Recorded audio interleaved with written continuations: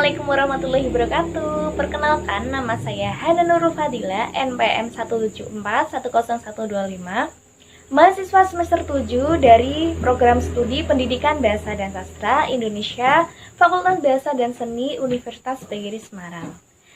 Pada video kali ini, saya akan membagikan bagaimana cara proses belajar mengajar secara daring melalui WhatsApp Group. Nah, jadi buat kalian semuanya, kita simak video berikut ini. Nah, sebelumnya saya sudah membuat sebuah grup, yaitu Bahasa Indonesia kelas 11 IPA 1. Sebelum saya mengawali pembelajaran, saya terlebih dahulu mengingatkan kepada siswa bahwasanya akan ada pembelajaran. Kemudian, setelah pembelajaran dimulai, seperti biasa saya mengucapkan salam terlebih dahulu, lalu menanyakan kabar kepada siswa seperti ini. Assalamualaikum warahmatullahi wabarakatuh. Selamat pagi semuanya. Apa kabar anak-anak? Sehat ya? Lalu siswa menjawab salam dan kabar saya dengan penuh semangat. Lalu langkah selanjutnya saya menuju ke salah satu siswa untuk membacakan doa sebelum pembelajaran itu dimulai. Sebelum kita mengawali pelajaran pada pagi hari ini, alangkah baiknya kita berdoa dulu. Berdoa sesuai dengan kepercayaan dan agama masing-masing. Mohon Mas Denis bisa memimpin doa. Kemudian langkah selanjutnya yaitu saya mengecek siswa yang hadir pada pembelajaran kali ini. Sambil menunggu presensi, kemudian saya menanyakan tentang materi yang akan saya sampaikan, yaitu tentang teks prosedur kepada mereka semuanya. Apa itu teks prosedur? Dari siswa ada yang sudah mengetahuinya dan ada juga yang belum mengetahui. Kemudian saya kembali bertanya kepada mereka semua mengenai penjelasan tentang teks prosedur. Hal ini dilakukan bertujuan untuk mengasah otak atau kemampuan mereka. Setelah itu, saya baru menjelaskan apa itu teks prosedur. Nah, betul. Jadi, contohnya seperti itu tadi, langkah-langkah membuat bara. Tetapi, penjelasan atau pengertian sendiri dari teks prosedur itu adalah suatu teks yang berisi cara atau tujuan untuk membuat atau melakukan sesuatu hal dengan langkah demi langkah. Jadi, nanti suatu teksnya itu dijelaskan langkah-langkahnya itu seperti apa. Itu yang namanya teks prosedur. Dilanjut dengan contoh-contoh teks prosedur. Untuk contohnya sendiri, bisa jadi tadi seperti yang sudah disebutkan sama Mas Slamet, langkah-langkah jalan. Nah, langkah-langkah jalan itu juga ada tata caranya. Misal sebelum jalan kita pasti ketika sedang duduk pasti kan kita berdiri dulu gitu kan. Lalu baru kita jalan, nggak langsung kita duduk kok tiba-tiba jalan, kan aneh. Nah, seperti juga langkah-langkah membuat mie instan, membuat nasi goreng, atau langkah-langkah mengambil surat ketika kita ketilang, itu juga bisa. Seperti siswa pada umumnya, jadi mereka itu ada yang jahil dan ada yang suka bercanda. Jadi sebagai guru kita harus bisa menjaga ucapan kita dan juga harus menjadi sahabat bagi mereka. Sudah jangan pada debat lagi, karena kita itu materinya sekarang teks prosedur, bukan materi debat ya. Oh ya, Ibu akan melanjutkan lagi dari tadi teks prosedur. Nah, dari teks prosedur itu ada juga tujuannya. Jadi suara Ibu kok jadi serak gini ya? Bentar, tak minum dulu.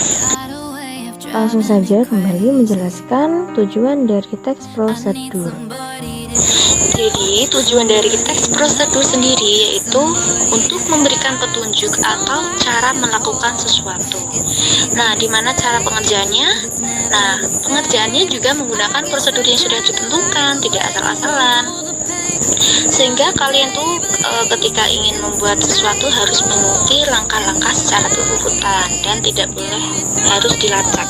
Misal ya, kita mau membuat mie instan tadi, langkah pertama pasti kita harus menyiapkan air dulu ya, atau tidak juga kita harus membuka mie-nya dulu.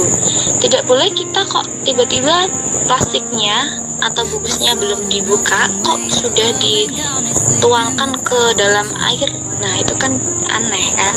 Jadi setiap langkah-langkah jadi setiap kita ingin melakukan sesuatu, kita menggunakan prosedur yang sudah ditentukan. Begitu. Setelah itu, saya bertanya kepada siswa apakah sudah paham atau belum. Sampai di sini sudah pada paham anak-anak atau ada yang belum paham? Bisa ditanyakan. Jika ada yang belum paham, saya bertanya kepada siswa bagian mana yang belum paham. Setelah semuanya sudah paham, saya akan memberikan tugas kepada mereka semuanya untuk pertemuan yang akan datang.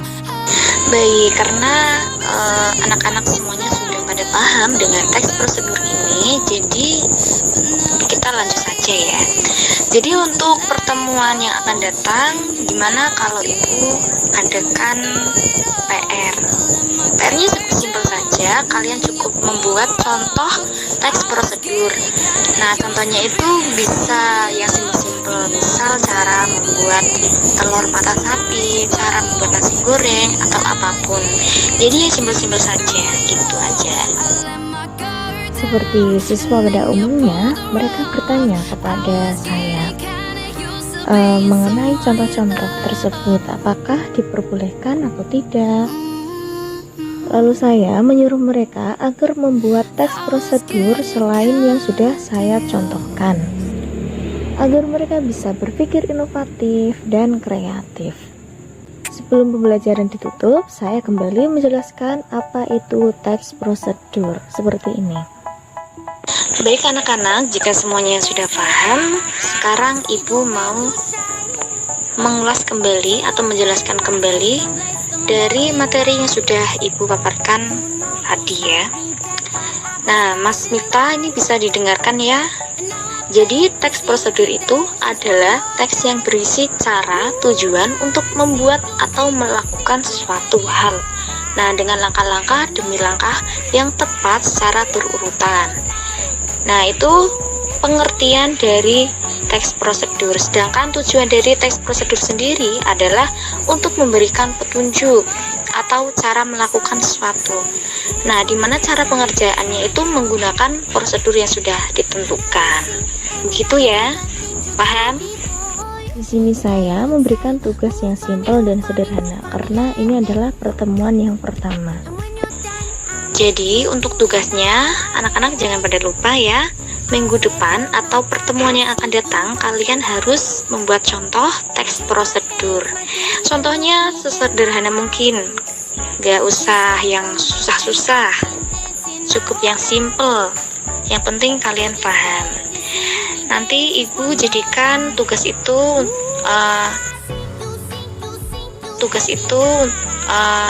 sebagai tugas harian atau ulangan harian.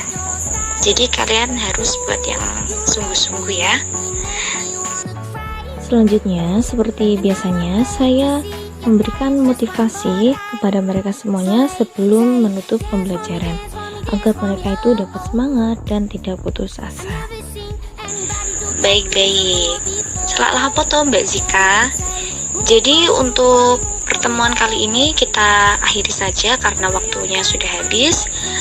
Pesan dari Ibu, kalian tetap semangat, jangan lupa belajar, jangan lupa untuk tugasnya dikerjakan semuanya. Dan di masa pandemi ini kalian jangan lupa mengikuti semua protokol kesehatan yang sudah dianjurkan oleh pemerintah kepada kalian. Nah, selama kita masih punya tekad yang terpelihara dalam semangat, maka tidak ada kala terlambat untuk memulai sebuah awal yang baru. Jadi semangat untuk semuanya, sukses ke depannya, dan yang terpenting jangan pernah putus asa. Baik, terima kasih anak-anak. Cukup sekian pembelajaran pada pagi hari ini. Untuk kesalahan, Ibu mohon maaf ya yang sebesar-besarnya jika ada kata-kata yang tidak pantas tadi. Terima kasih. Wassalamualaikum warahmatullahi wabarakatuh. Baik, mungkin itu saja video yang saya sampaikan. Semoga bermanfaat untuk kalian semuanya. Dan pesan saya, tetap jaga kesehatan dan jangan lupa cuci tangan. Taati protokol yang sudah ditentukan oleh pemerintah. Terima kasih. Wassalamualaikum warahmatullahi wabarakatuh.